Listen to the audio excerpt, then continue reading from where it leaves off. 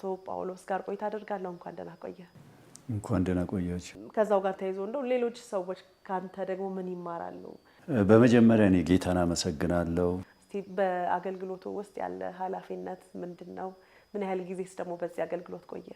እንሰብከው ስብከት የምናስተምረው ትምህርት ትውልድን የማይደርስ ከሆነ ማህበረሰብን የማይለውጥ ከሆነ የክርስቶስ ወንጌል መሆኑን እኔ እጠራጠራለሁ። የተራበሰው ለተራበሰው ኢየሱስ ይወዳል ከማለት በፊት ማጉረስ ማብላት ለኔ በጣም ትልቅ ምሳሌ የሆነው አባቴ ነው። ራሳችንን ለእግዚአብሔር ስራ አሳልፈን በሰጠን ቁጥር አምላካችን እግዚአብሔር ሁሉን የሚችል አምላክ ነው። እነ ጴጥሮስ ምን አይነት ሰዎች ነበሩ?